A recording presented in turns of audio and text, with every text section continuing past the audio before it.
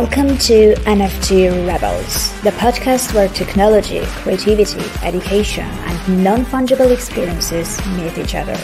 It's me, Annie Alexander, and in each episode, me and the Rebels will have a real unscripted talk, share genuine opinions, and show raw emotions. Should we start?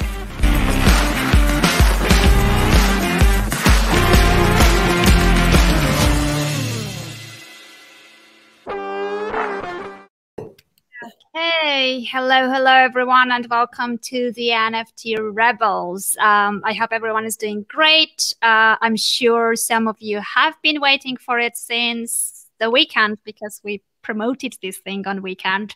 So welcome everyone. Today, I'm sure you know already, some of you know already, we're talking to Mentalist, my one and only NFT collector.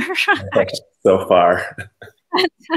but no, I mean, to be serious, Mentalist has been one of the most supportive collectors in the community, who has been very hands-on involved in supporting the NFT artists and providing advice and emotional support and just engaging with everyone apart from just collecting their pieces. So Mentalist, I'm super happy to have you over. Welcome to the NFT Rebels. Thank you for having me, and very nice to meet you, Annie. Same here. So it took a while to schedule the whole thing, but I'm happy it finally happened. So I'm very happy to have this conversation, and I'm sure many people are very curious because I was getting loads of messages saying, oh, you know what, like just try to get the most out of him. So that's what I'm gonna try to do today. Okay, so I guess we'll just start with the regular, just trying to understand your journey of how you got into the NFT space, because since it's very new, all of us came from many different backgrounds and our experiences of discovering the space has been very different. So what was yours? Well, mine came from, I've been doing blockchain since 2016.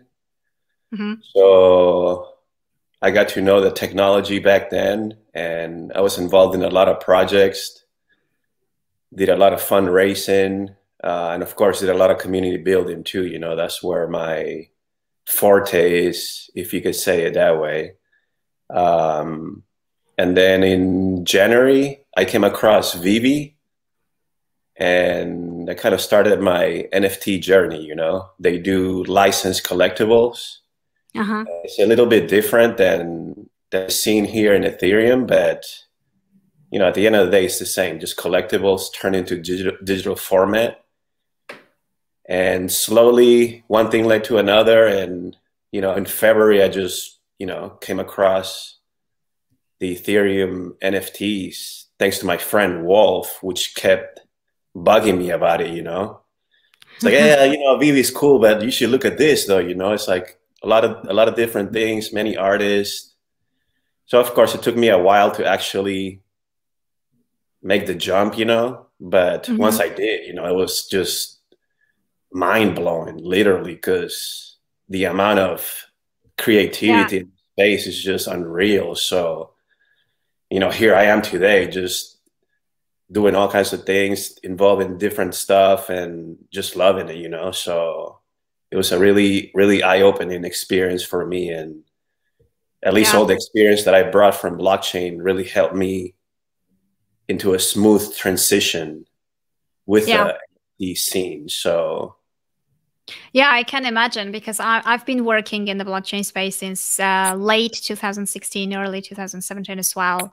And I mean, it's different, because I have a feeling that, if you compare it to like regular crypto projects and DeFi projects and the way things are structured there and the communities as well, I have a feeling that the NFT space has a soul.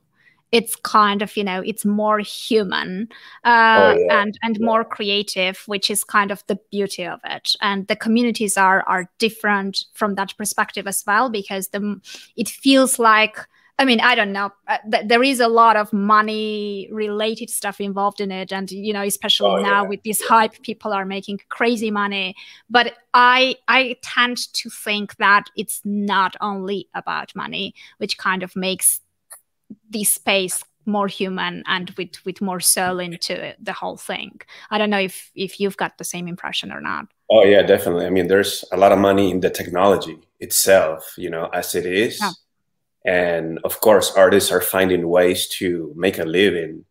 So in that regard, kind of make me realize the other day that, which is what I posted the other day, you know, I was thinking, hey, you know, I really love blockchain and that's what I did for so many years, you know, but I was kind of championing something different, you know, I was championing just the theory, because in reality, blockchain is just the theory right now. You know, we're starting to see the adoption, but it's still so many years later, you know, and we're still not really there yet.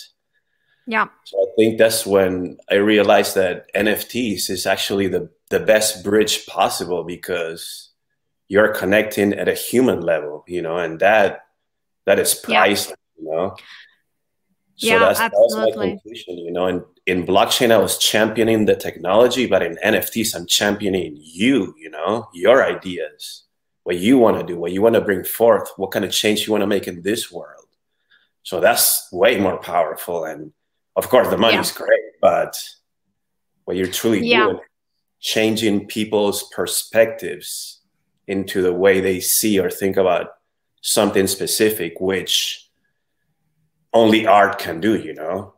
You see some piece of art and then, you know, it's a whole journey from there on if you connect with the piece, and more importantly, if you connect with the artist at the same time. So it's a two level or a 2-layer process, you know.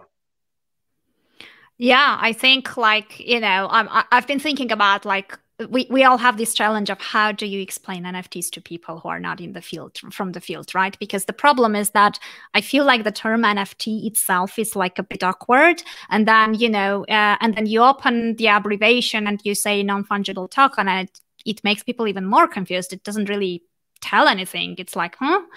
So my personal explanation about this, like the shortest version I could come up with, was like tokenized emotions. We're just creating tokenized emotions, which is kind of, you know, which may include different kind of, you know, application of how you illustrate that, whether it's 3D art, whether it's painting, whether it's poetry, whatever it is. But it kind of, it ends up with one kind of digital format of an emotion that you just put out there at this moment. That's kind of the easiest way to explain things from my perspective. And I feel that you are right. It had the best kind of the fastest adoption up to now, you know, compared to other sort of branches of the blockchain, because it feels like it's around things that people already know and resonate with. It's about like common human things like art, like music, and, you know, like literature and everything else, which we already kind of, you know, feel part of and have the need of. While, for example, for DeFi, people need to have at least the basic knowledge of finance and how finance works. Or, you know, they have for other blockchain related stuff, that they have to learn the tech related things. And there is a learning curve. Here, it's about stuff that you don't have to explain. People understand it. It's just the technicalities of how to use MetaMask or, you know, other things. But the underlying things of what they can create is just limitless, right? It's they can do pretty much anything that they can think about, essentially. The learning curve is definitely shorter. So, and we're talking about collectibles at the same time, which is a huge market that is already developed. So that you don't need an interface, you don't need anything like an application. You just need your collectible, you know. Of course, if you have an application and stuff like that, it's much easier to onboard people. But what I'm trying to say is that once you have the collectible aspect to it, wow, that's just, you're merging both worlds right away. And, you know, there's a lot of money in collectibles already. Yeah, absolutely. I mean, just looking at like we forget about the time span of all these things. Like many forget that apes came to life like in April, like late April, end of April, right? It's been what, few months, and then you have like, you know, so many lives changed just because they chose to mint an ape or a few apes or whatever, right? And now they got the mutated apes on top of it, and then, you know, it's just, you know, compounds to the things. And it's interesting you mentioned collectibles, because we had loads of discussions on Twitter Spaces among the crypto artists, and there are many who feel a bit, first of all, who compare both, right? Who compare crypto art and crypto artists and their projects with collectibles, which I think is wrong, but I'll listen to you about that. But also when they compare the visual artistic quality of the collectible characters or animals or whatever you have there, right? So which not always for those collectible projects is a priority in terms of, like, you know, that's just an illustration of something else, right? It's a more complex project per se. So so what are your views about those two kind of big blocks in the NFT space, collectibles versus one-on-one, or versus not one-on-one, but collections of crypto art? What are your views on those? Well, I mean, everything is collectible, you know. If you have one-on-ones, you're still collecting the artist collection, you know. Maybe they have a short series of 3 pieces in a theme, or maybe their whole collection is just uniform in their theme, you know. So in that sense, I see everything as a collectible. Of course, maybe the generative projects or the multiple series in that aspect, maybe they have more appeal, because maybe, you know, some people don't like one-on-one art. I mean, that's basic, you know. Maybe they feel, you know, I like art, but I like my own painting in my own house, you know. I don't understand that as an NFT. I just understand my own painting, that I can touch it every day. But as far as a collectible, then of course this little animal looks cool, because wow, I can have 10 little animals and now my collection is bigger, you know. When a collector, I guess in a collector's mind, it works a little bit different, you know, because one thing is you want to have exclusive something, you know, an exclusive part of this collection. That's one aspect, you know. So maybe that's easier to please in a generative project, because yeah, maybe it's 10,000, but there's only 50 like this. So as a collector, I'm gonna do my best to at least get one of those 50, you know, or maybe 2 of the 50. There is a different level of collectors too, that, you know, like maybe they want to get all 50 special ones. Yeah, like pranks. So there's different incentives, you know. Yeah. So as far as the NFT itself, I consider everything a collectible. So, you know, maybe I like the artist, I'm gonna get a few pieces of this artist. So even though they're one-on-ones, but at the same time, you're in their collection, and maybe their collection is only 20 pieces. That makes you an exclusive collector even much faster, you know. I think that's the part that collectors don't understand yet, you know. They're like, oh, this is a digital, everybody can copy it. Yeah, but right. You don't understand. If you don't understand the technology behind it, then it doesn't really make any sense, you know. Yeah. That's why I don't try to explain it. I just show my friends, like, just here, let me show you. Kind of like I went to Chicago the other day, and we met up with Samuel, and he's a regular contemporary artist. And he was kind of try to grasp the concept, you know. And I was like, man, let's just go to the gallery, you know. It was lucky for us that there was a gallery opening right by my friend's house, so we just took him there, and he was actually able to see the NFTs being displayed, and you can actually understand, like, oh, this is what we can do here. Yeah. This is why it's exclusive, you know. This is why nobody else can have the same one, because there's only one. So when you see it, it's much easier to understand the basic of the technology, you know, the basic concepts of the technology. So Yeah, I think in that sense, to me, everything is a collectible. So it's much, Got it. much simpler. Yeah, I see. So I think many people who come to the space, especially coming like, creative people, creators and, artists who are coming to this space who don't have the understanding of the technology yet and who don't have the crypto background yet. For them, getting to the space becomes a little bit overwhelming in the beginning because there are so many moving pieces and so many things that they have to grasp and figure out, and in most cases at the same time. So for someone who's getting to the space, what would be probably not the shortcut, but like the easiest way to sort of just, distill it into smaller pieces and just to understand where to start? Because many are overwhelmed because they are trying to do everything at the same time or to understand everything of the same time. So what's the creator, you foundation? mean? For the creator, you mean? The creator, yeah, the creator who doesn't have the crypto background, like he got into the place, there's so many things and so much information from so many sources, and not always like it's hard to filter out, like where should they start just to simplify this for them? Well, I think for the creator, the biggest hurdle is that now they have to put themselves out there. Yeah. A lot of creators, they like their safe space, they like their privacy, they like to create, but at the same time, maybe they don't like to interact that much.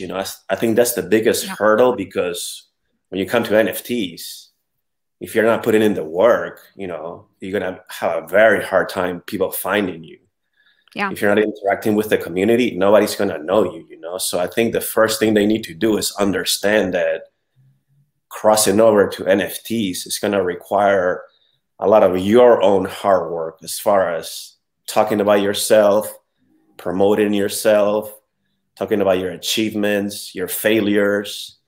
And so the first thing would be, check out how other creators do it on Twitter and kind of learn from them, how to build your own bio, how to build your own links, maybe how to set up your own OpenSea account, which is the simplest way to do it in the beginning, I mean, you have Hen as well, but that requires a little bit of more blockchain knowledge. You got to exchange your Tezos. You have to get Tezos, and then you got to set that up, and it's a little bit of a bigger bridge to cross. But I think those are the simplest platforms where a creator can get themselves into, to actually just get a feel for it. Like, what is minting? Like, what do I need to mint? Oh, I need so much Ethereum, or oh, I need so many Tezos, and now I have to verify my account, and I gotta do this, and I gotta go through these steps. So I think the simplest way is, look at how others do it on Twitter, and also open your own account in OpenSea and just test it. You don't have to even put your name or like your real creations. Just like open an account and play with it. Same you can do in Hen. Open it and like just mint something, so you can actually go through the process and have the minting part down, because that's the easy part. Yeah. As a creator, you already have, I'm assuming you have thousands of works done already, so the minting aspect, that shouldn't be an issue for you. But learning the social skills, I think that's the biggest hurdle many creators go through. And that's I know a lot of artists that they have great stuff, but they don't like the social interaction. So you're kind of like in between a rock and a hard place. It's like, you want to sell your art, you have to put yourself out there, because I mean, you can find somebody else that can do it for you, but it's not the same though, I mean, I just, it's hard to outsource being you. It's like, how do you do that? it's just a bit, and I think that's the strongest element of the NFT, is that as a collector, you can have a one-on-one, like I'm doing with you right now. Let's see, if I saw your piece at a museum, oh, it's great, I love it, I can buy it, but then that's it. Like, I don't know you, except what it's being on the description at the museum, you know. I really never met you or anything. So there's that connection that it could be made, but it's much harder to make it, you know. You got to go through so many hoops to get to you, the creator, you know. Whereas in NFT, when the creator puts himself out there as a collector, you have first access, you know, and that's incredible. I think that's the biggest asset of the NFT space, you know, that through and it's true, it's hardest. It's true, it's the hardest part. Through the NFT, you can get the connection with the creator if it's there, you know. If it's not there, it's not there. That at least that option is there too, though. No, yeah, I totally agree with you. And I think it's the hardest because it puts people outside their comfort zone, right? It's like, I totally get that. It's not comfortable to get out there, to be visible, to share, like, you know, part of yourself. And also it's kind of, you put yourself in a vulnerable situation because you can't not put yourself out there. But at the same time, by doing that, you basically allow people to judge you or, you know, to criticize you, or, you know, you open that portal, right? And then anything can happen. So you can't predict, you can't expect, you don't know what's going to happen, where is it going to lead you, how the community will, you know, whether they will welcome you or, you know, your vibe won't resonate with them or whatever. It's hard to say in advance. But there are some people who feel so uncomfortable to get out there for different reasons, sometimes based on where they work, or, you know, there are different reasons to prefer to stay behind an avatar, right? So they create this new persona, which is kind of the persona of the artist, with its name, with its kind of, you know, avatar, etc. But there is still a personality behind it. Do you see any as a collector, do you see any difference between those accounts who are kind of, you know, not showing their real self in terms of identity, revealing identity, and doing it behind an avatar, and people who are like more open and you know their names, you know how they look like, etc.? Does it make a difference for the collector or not? I think as long as the image they're portraying, it's really themselves, then it doesn't make a difference whether their physical appearance remains anonymous or not, you know, because at the end of the day, we're not this, you know, we're really what we're thinking and what we're feeling. So if the artist is able to convey the message of what they're truly about, then that's what connects with the collector, you know, as well as the art. So if the art resonates with the persona that they're portraying, where they feel safe that, okay, I don't want to reveal my face, but I feel safe talking about my feelings, talking about my ideals, which I can actually express them through my art. If that connection is there, then, you know, it's no difference. That's what makes the art powerful. You know, what makes the art powerful is your thoughts and your feelings, not what you look like or whether you want to be public or not. Absolutely. Yeah, that's good to know. So, but I think the same thing is about collectors as well, because I was told that there are many quite big collectors who are very involved in the space and who are buying and supporting lots of artists, but you don't know who they are and you can't get in touch with them, and they are kind of hidden and working behind the scenes. And then there are collectors like you who are out there, who are visible, like, you know, you, the NFT Millionaire, Torsten. There are a few people who are kind of part of the creators community already, and we know you and we know how to get in touch with you, and, you know, you're just part of the engagement, overall engagement. I mean, we know how to get in touch with the ones who are visible. How to get noticed for those who are invisible but are monitoring the space? How to get noticed? Yeah, I guess that's one common question. How do you get noticed by collectors? And without being annoying and without being annoying, you know.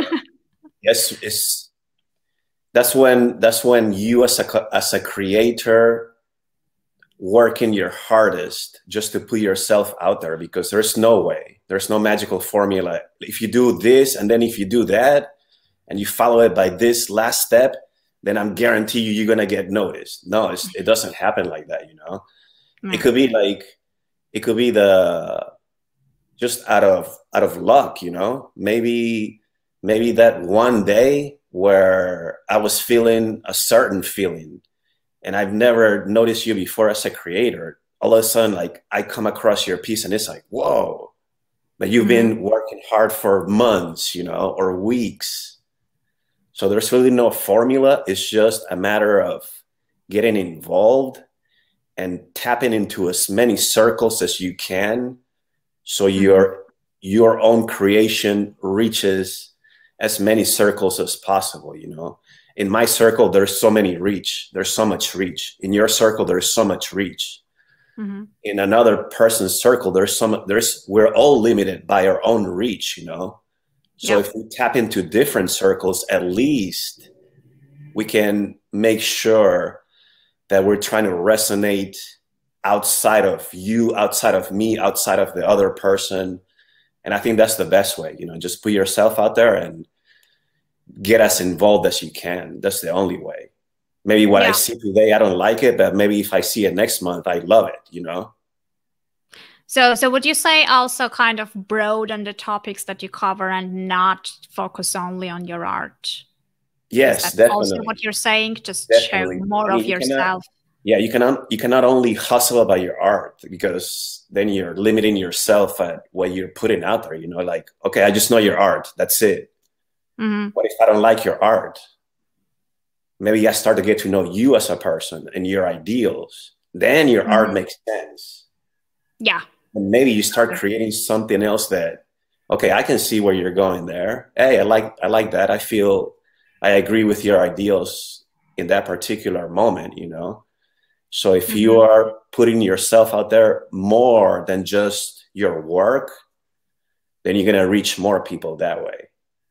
Yeah, totally makes sense. It feels like you've cracked the Twitter algorithm, because I've seen your reach numbers, I've seen your engagement numbers and everything else, and it looks fantastic. And what is even better, I mean, because, you know, numbers not always make sense, and it's not always about numbers, but those are genuine numbers. Those are real engagements, right? It's not like, okay, you know, just drop your NFT and I may buy it, or, you know, whatever, and you do it, rinse and repeat, and do it 10 times a day, and eventually, you know, your account will grow anyway. So that's not what I'm talking about. It's a genuine, real engagement. So are there any, like, was it a result of just experiments and testing things out? And is it kind of going to be different for each person to find their own way?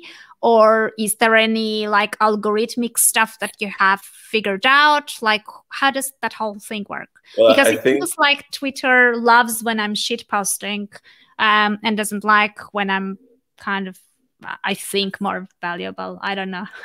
Yeah, serious. Yeah. Yeah, I think, yeah, of course, it's a lot of experimenting, you know, all the time, and taking tips from different people, you know. So the one that really showed me how to, I guess, get down to it and start tweaking the basics was NFT Freaks. I started listening to him when I came into Ethereum, you know, and we connected very early on, and I started, you know, hey, that makes sense, you know, let's try it, you know. So I think what I found out so far is that there is more to get out of one post if you do it correctly than posting in 100 places doing it incorrectly. So if you're posting in a lot of those accounts that are called shill accounts, I think you're going to get lost and you're going to get filtered into the wrong drawers just automatically, you know, because the formats that they're using are actually compartmentalizing those kind of post and those people that interact with those posts. Oh, so like when you comment under like "show me your NFT" kind of thing, that's what you're saying. Yes, that's what I'm saying. That gives me the vibe of, you know, like during the weddings when, you know, the bride has to throw a bouquet and like, okay, whoever is not married yet, just standing there, show up. I'm gonna just, you know, throw it there. That's the vibe I'm getting. It feels like so lame kind of to put people in that situation where you're just, you know, jumping up and down and trying to get visibility.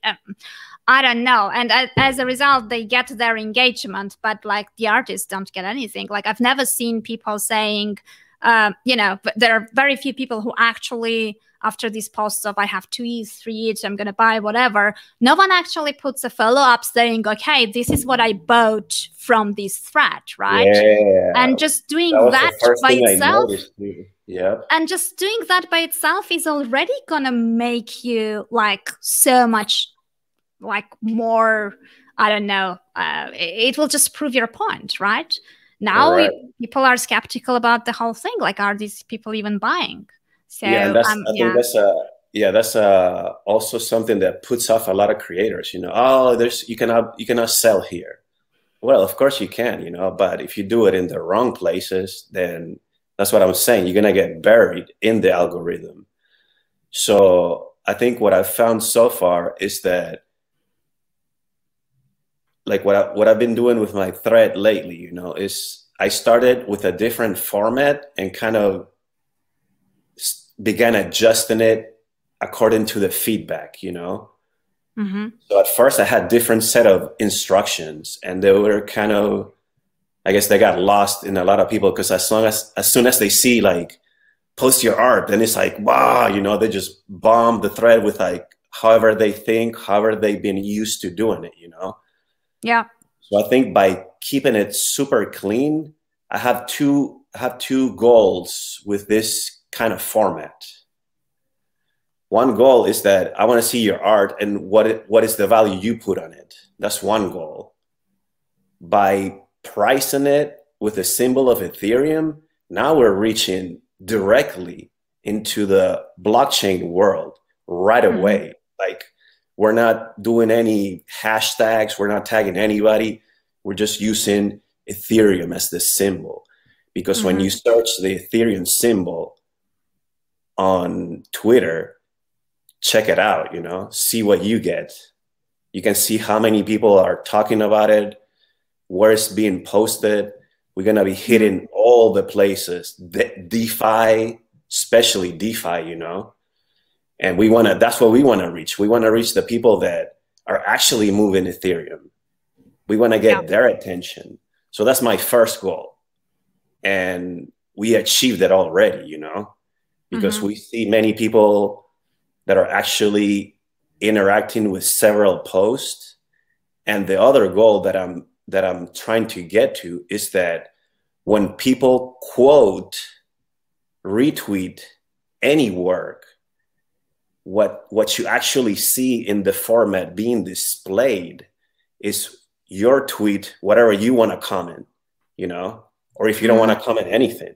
But the point is that once the format is picked up and is taken and is being stamped with your own tweet via quote, what do I see? All I see is a price and the art.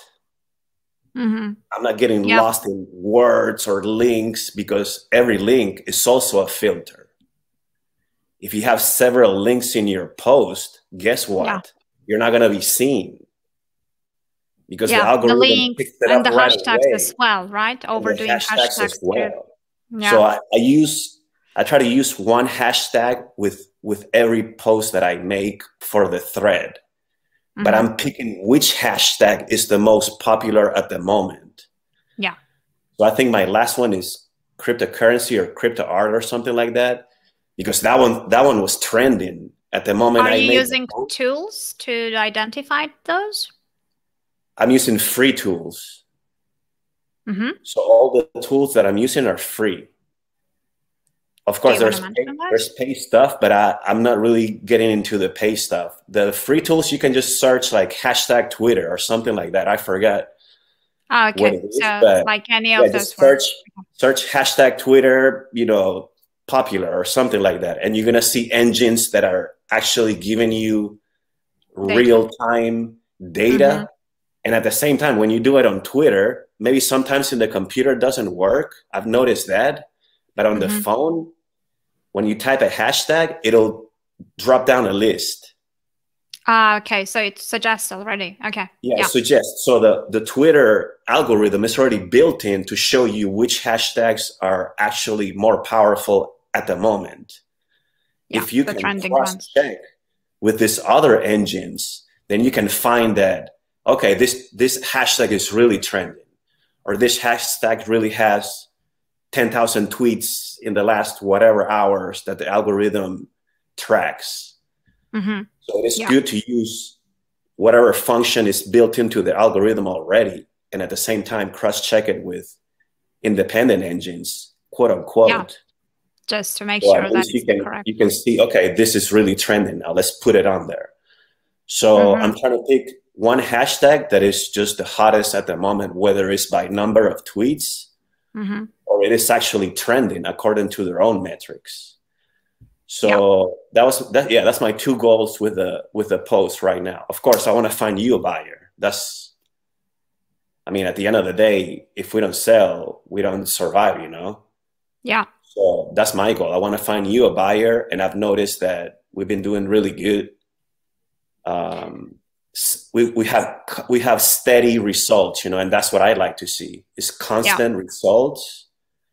We're actually reaching people that want to buy, and we're actually making sales, which is great. You know, that's the best news I can see in a day. You know, it's like, oh wow, this guy sold it or found a buyer through another person, and they made a deal and they actually got a sale. So that's great, you know. So I think the format is working, and yeah, I'll continue improving it as much as I can.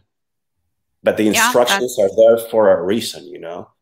I see a lot of people still kind of having a hard time, but you know, just get there, you know, because what I'm doing is as soon as I post it and then I start seeing the person that actually follows the instruction, I'm gonna retweet you right away. You know, even if I don't like your art, because the point is not that I'm gonna showcase stuff that I like. No, that's not the point. The point is that I want to give everybody the same chance to be seen as much as possible. And that's why I only request one, your best, you know.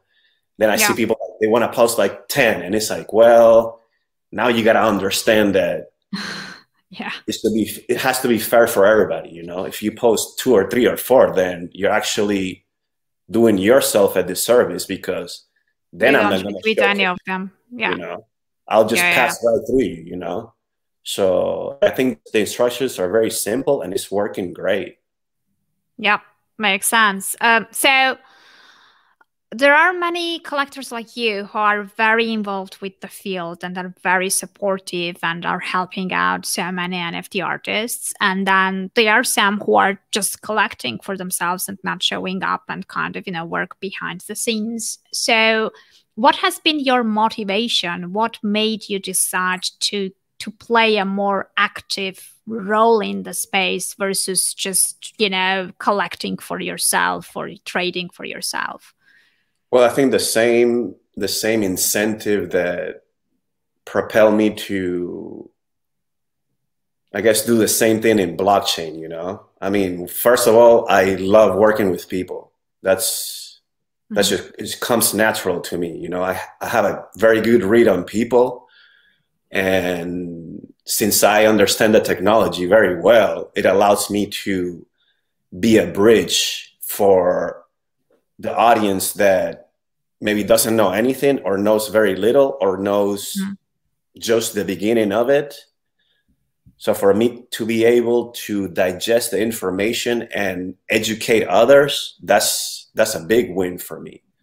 That's the main reason I guess I choose to be so involved, because for me is that I want to take this technology and make as many people understand it and make as many people adopt it. That's my goal, you know. My goal is to educate people and make them realize that we are the future right now, you know. We are the future 10 years ago. It's just that you don't know it yet, you know. You're too distracted with everything that is going on out there and all the garbage the machine is putting out there in front of your eyes to be distracted, you know. You're being pulled away from life. And my goal is to bring you back and understand that life is real, you know, even though a lot of people like to say this is a simulation and stuff like that. No, life is real, man. It's 100% real, you know. There's no simulation. It's real. It might seem like a simulation because people can be programmed. The brain can be programmed. There's no doubt about that, you know. We can see that every day on the street. I mean, that's what media does every day. Yeah, that's their job, and they're doing it wonderfully, perfectly, and the most efficiently way possible. Yeah. So whether you want to cave into the programming, that's your choice too. So my goal for being so active is that I want to break the machine in that sense, you know. I don't want to see people continue being programmed in that way. I want to see people understanding that in here, their own computer, you can program it yourself. Yeah. And through blockchain, that's the break. Through blockchain is the key of how we break the machine's programming. Absolutely. You get the control back of your finances, of your life, of your, your thinking, especially your thinking, you know, because now you're not taking in all the garbage that is being pumped in the paper, in the news. Yeah. People talking on the street about the same stuff. No, man, this is a whole different world, and it's a whole different world of knowledge. Absolutely. And it's changing so fast. I mean, we started by talking about that crypto art is just, you know, the first kind of application that has been adopted relatively fast by the masses of that NFT technology. But there are so many other things that are coming and are being prepared by different projects and are happening behind the scenes that hasn't been adopted yet. So which other applications are you really excited about and waiting for apart from crypto art, or how do you see the space kind of developing further, just broadening up the horizons? I think short term, augmented reality is where it's at. And you know, I think that's going to be a new bridge for some collectors to cross and feel more comfortable, you know, because through augmented reality I can actually display my NFT on my wall, for example, or display my NFT on my table. So once the virtual reality goggles become more mainstream, then those type of collectors will be more comfortable and more understanding of NFTs in that regard, because they can actually, now they can interact with it. So interaction is where the short term is at. You know, we have the metaverse too. So I think those two mediums will play beautifully in the next year. You know, there's already so many people racing towards that goal. You know, they want to put the goggles, the best goggles, the most, you know, smallest, whatever, you know, easiest to use. You don't have to wear it. So yeah, I think for me, augmented reality is huge. And of course, virtual reality has been there for a while already, but augmented is key. So if you yourself as an artist can actually implement augmented reality into your piece, you're ready. You know, you're going to be 1 year ahead of the next person. Yeah. Yeah, that's super cool.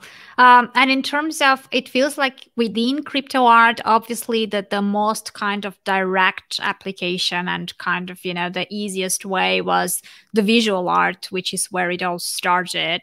Now it feels like we see a bit more movement around music, around some Oh other yes, yeah. directions. So do you think like we're sort of covering broader kind of, we're moving from visual artists more towards like general creators kind of thing, or I how think do you yeah, I see think these yeah, newcomers? that's a really interesting question because for me personally, I think performance NFTs are gonna be top very soon. Mm-hmm.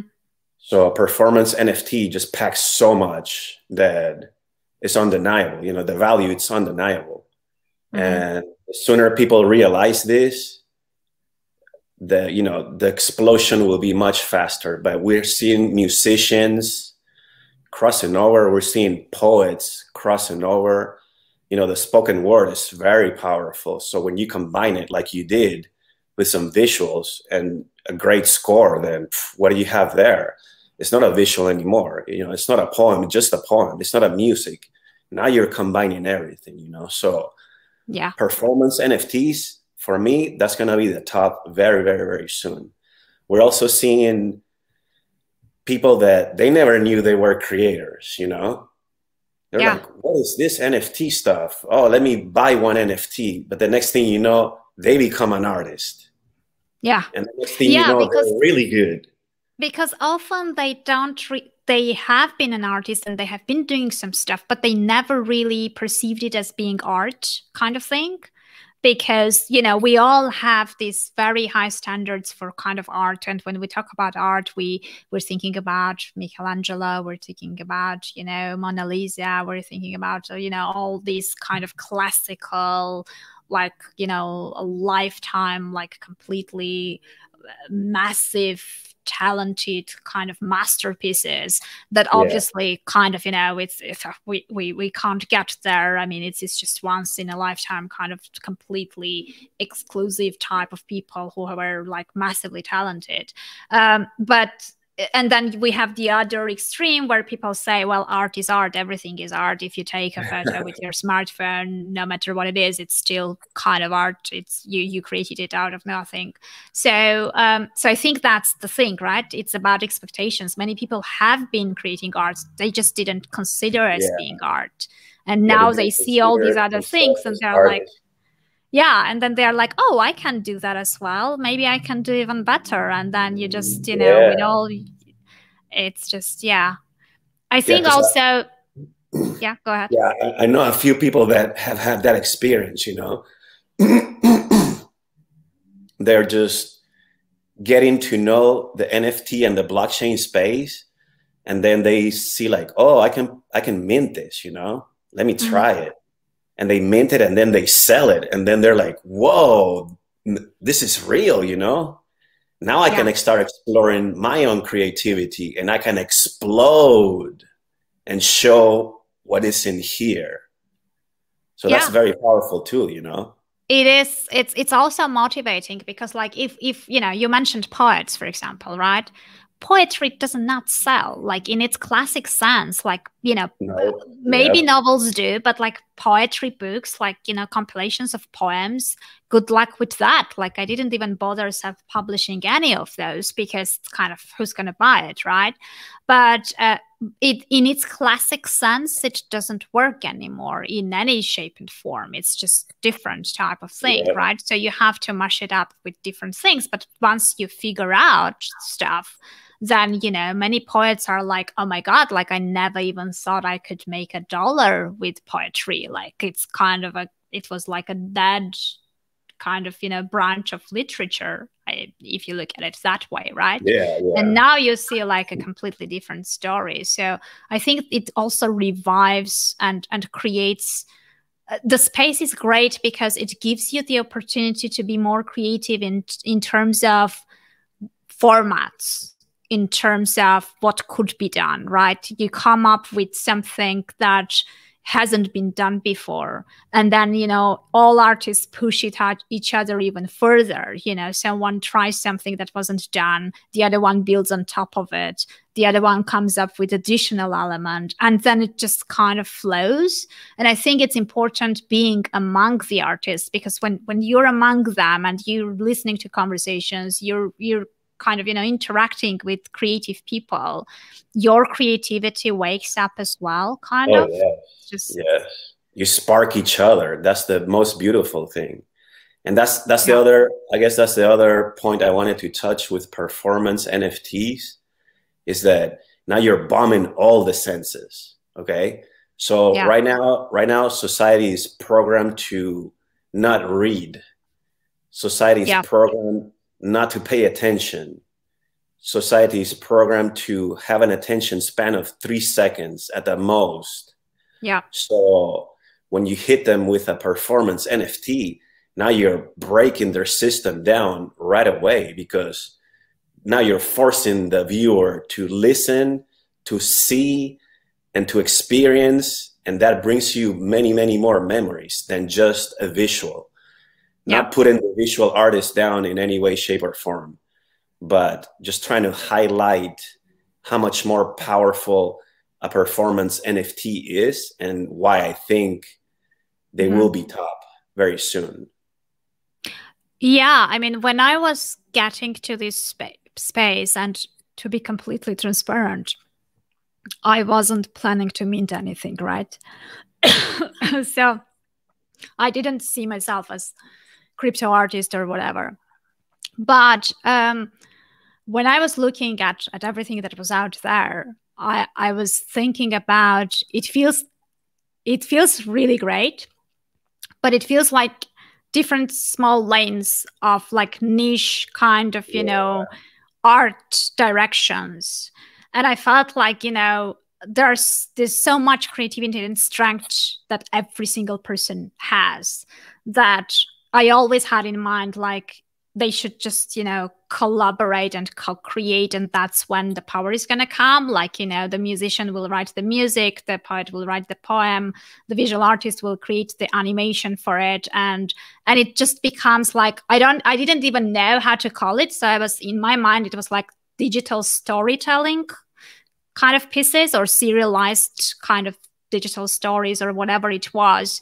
And I think that's what we will come to. But I also think you have to go even further. I think what we need to do is collaboration between the artists and the tech guys who know the technology and can write very complex smart contracts, because they don't have those creative ideas, but then the artists don't really understand how many possibilities they have, what can be done theoretically with the tech. And these two groups, unfortunately, don't talk to each other very much, right? They are in different Twitter spaces, in different dimensions. As people as well. So I think we have to put them together. I mean, I think there is a need for a bridge. I don't know like how to shape or form that bridge, but I think once you bridge those out, then you end up with you know, with the strengths of both, and then something. We can't even imagine what will come out of it, but I'm sure it will be something great. It's coming. I mean, challenge. there's a scarcity as far as developers go, so that's working against us. But I think once the generative craze slows down a little bit, then those developers are going to have more time to experiment too, though, you know, because right now they're just packed with the generative works. So let them free themselves. Which may start getting redundant, right? Like if you do like, I don't know, 3-4 generative projects as a developer, most probably you're just rinsing and repeating the same thing. If I imagine it the right way, right? So you just change the parameters. It's not very, I mean, probably it's not very interesting or challenging for you as a developer as well, right? So I don't know. So we should see a change soon. You know, it happens, you know, when things are hot, they just keep going until they discover another application. So you like, what's your role in your personal creations? Do you create yourself as well, or like, not at all. where are I'm you just a there? collector. Yeah, I'm just a collector, but I do have my grandma's collection coming up. So that's Wow. something that I'm going to showcase. Yeah, so it's a handmade works with felt, and everything is cut by Nice. hand and sewn by hand. And she did it for more than 40 years. Wow. And of course, now she's 94 and she cannot do them anymore. But her collection is like 110 works. And Wow, that's yeah, impressive. I'm already started doing a website. I already have another friend helping me with the augmented reality aspect of it. And Nice. we've Are been you doing, also going to involve the physical one? yes, definitely. That was her dream, was to have her stuff all over the world. Wow. So a lot of people are like, no, don't give the physical. But it's like, well, without the physical, I think her works lose all the value. So why would I want to Mm. keep it, Because the point is that I don't want to have 20 in my house. That's not the Yeah. point. The point is that I want to give everybody an opportunity to have one in their home. Yeah. And if they see the values, great. And if they don't, the next person will. So Yeah. I'm gonna be putting her collection up, hopefully next month. And Nice. yeah, we'll see how it goes, But so far, it's been received very well, and I think her works are super different because it's like a little story all around, And Yeah. I'm gonna have a little interview that one of my aunts is gonna be doing very soon. So I'm gonna put her interview in the website as well, so people get to know her a little bit more. I And think that's couple of amazing. a couple of writings and stuff, just basic info just to give a little bit of background on her. And then I'll be minting the rest of the works on Foundation under a different account. But of course, I'll be managing everything. So yeah, That's I have a family full of artists. So I'm gonna be starting with my grandma. That's amazing. That's great. I think it's very special, not only for others, but like for the family as well, and for the legacy, and for Oh the yeah, family yeah. history and everything else. That's an amazing kind of initiative. For you as a collector, from that perspective, the physical piece of the NFT, how important it is to you when you are looking For at the me collection? Yeah, personally, it's very important it because is. Okay. it allows me to break somebody else's mold of thinking. So Hmm. I like to wear my stuff, Yeah. So sometimes I would like to have the print or the painting. Hmm. If it was already originally made, then of course, that's a huge item to own as a collector, That looks great on your face, by the way. It's just, yeah, it's so That's funny. awesome. Like, It's yeah, that's awesome. every time I do it from this room, like before the whole thing, there is absolutely no sun.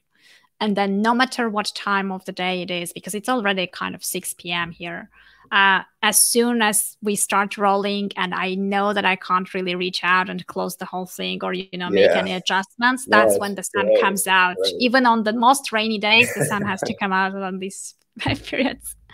So yeah, I Yeah, like so physicals, but I prefer wearing the NFT because now that okay. gives me a chance to interact with somebody in the real world that maybe they see the shirt or the hoodie and they're like, oh, that's a cool hoodie, But what is that on your Mm, hoodie? And then like oh, yeah. now I have a QR code. You can scan it too, though. So I think the physical is important Mm, if you as a collector are willing to put in the work of educating outside of the digital space. yeah. Yeah. Got it. Yeah, it makes sense. I think it's just it's this challenge, right? At one point, like physical creators were thinking how to make it, how to digitalize it, and now it feels like natively digital artists are also thinking about how to have some kind of physical token related to their NFT to sort of, you know, send out, or to have something tangible for the collectors to send out. So it's interesting that, you know, both parties are trying to figure it out and see what's kind of, you know, what can be done in terms of incentives, well, right? One more thing. Yeah, one more thing I wanted to add is that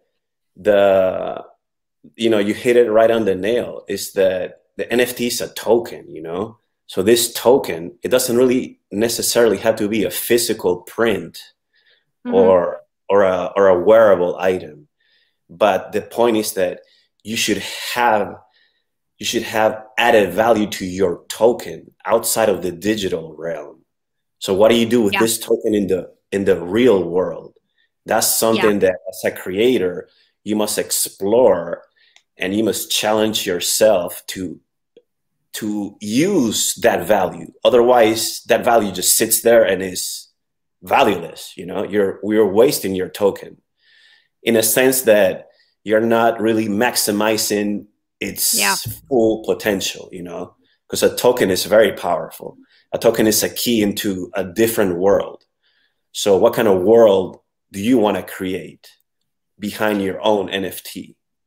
Yeah, that's what I'm exploring now, because I'm fascinated with experience-based NFTs, like tokens that represent certain exclusive experiences, which can be like, you know, whatever you've created, but on top of it also like a follow-up something, like whether it's a membership that includes different experiences you can choose from, or whatever it is, right? Those are kind of the things that I'm really interested in. And since we spoke about kind of, you know, you basically we're talking about the utility of the token. What many artists are now trying to figure out, they too realize that sometimes just creating the NFT and just selling it out is not enough, because many of us would like to continue the relationship with the collector, or, you know, to know more about our collectors, or maybe even create the community from our or whatever, right? We're exploring and thinking about different ways of providing more value than just the NFT, the token itself.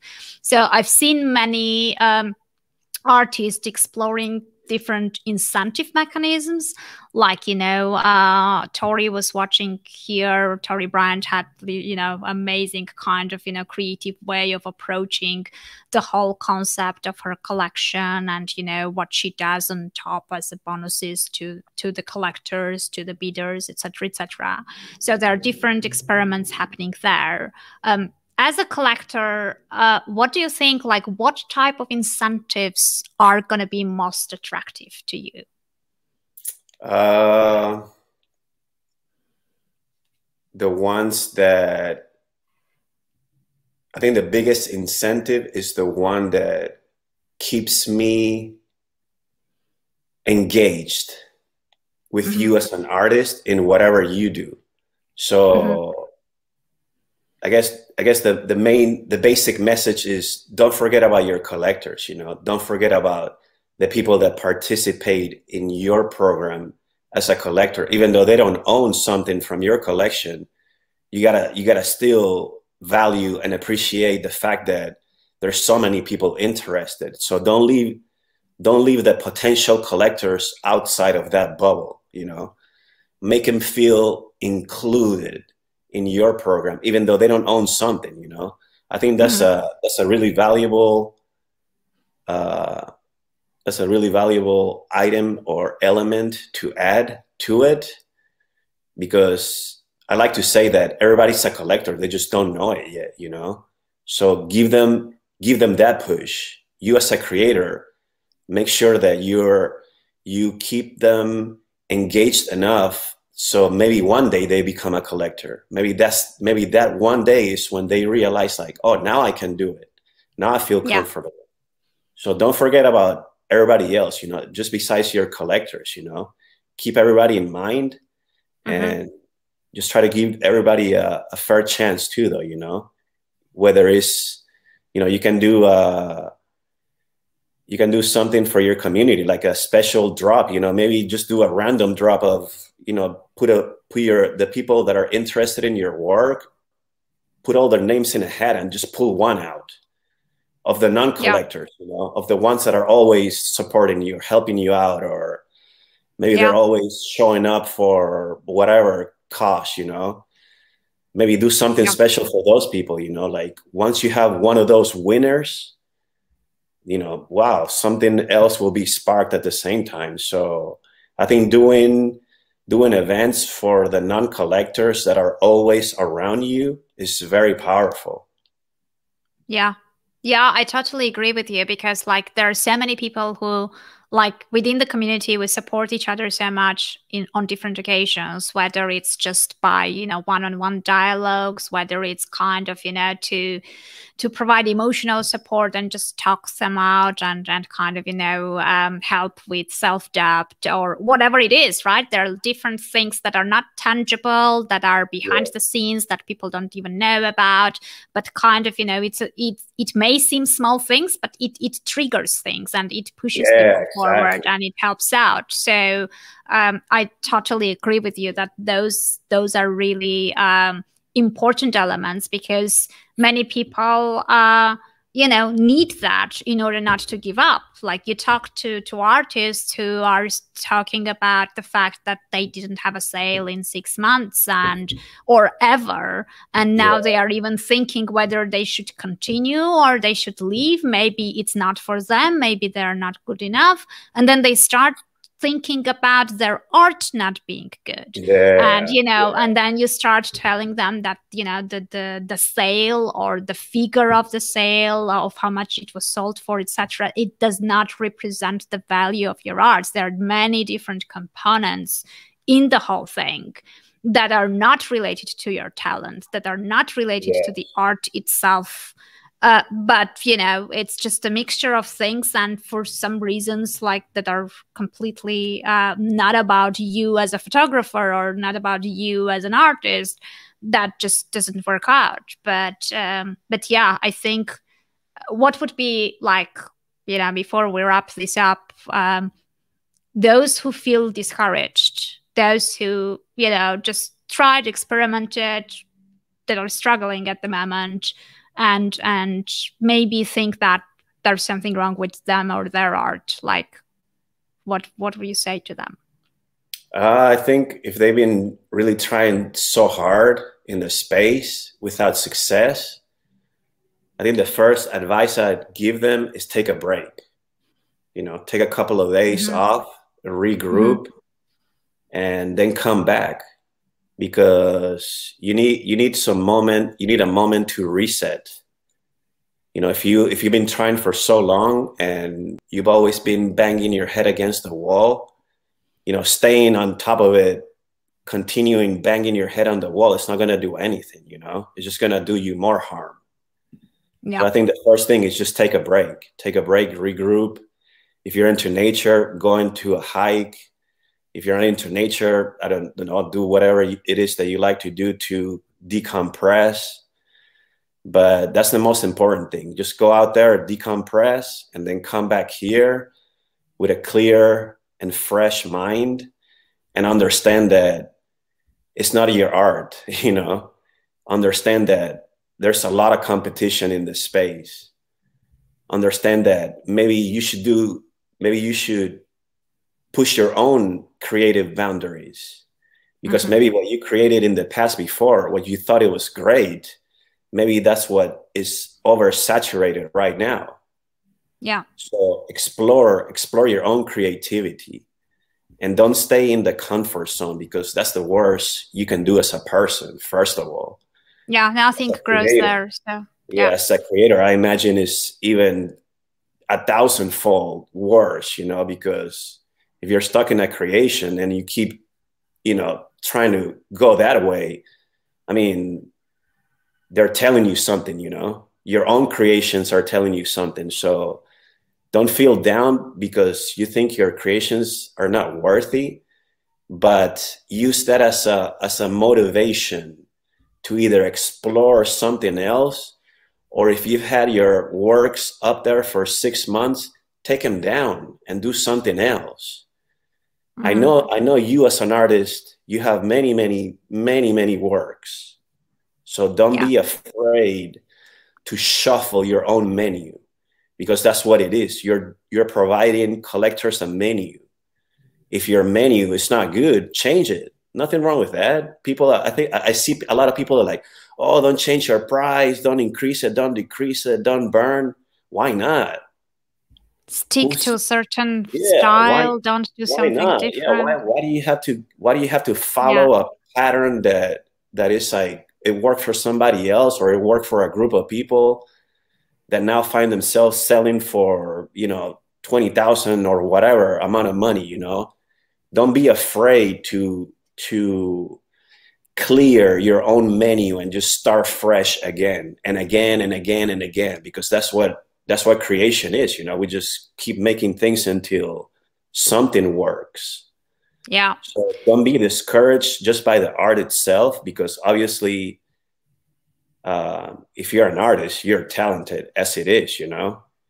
If you're not confident about yourself, well, that's another area that needs to be worked on. But through your art, you can achieve that self-confidence at the same time, though. So yeah, don't be afraid to pull your own menu and change it, because it's your own restaurant. So don't worry about what people say.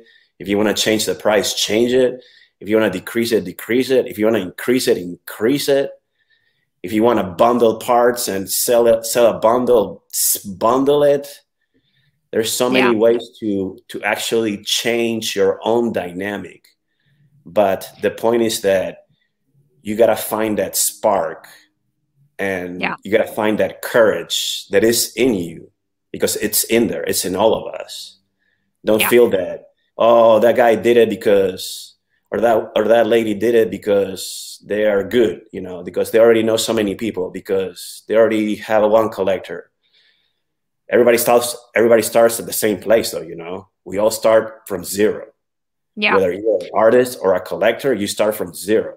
So don't be discouraged because you're not selling. Turn it around and be encouraged to be either bolder or try something else, or just start from fresh again. Yeah.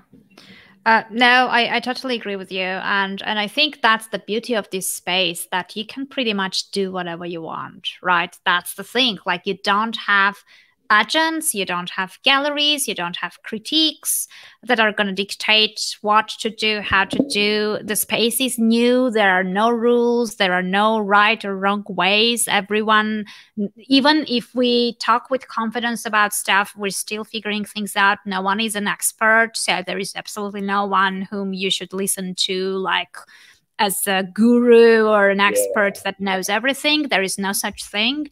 So I guess that's the fun part, just kind of, taking the leap of faith, taking, a risk, experimenting, because many people are afraid to look stupid or to fail, or to kind of, what people are going to think about this, or, whatever.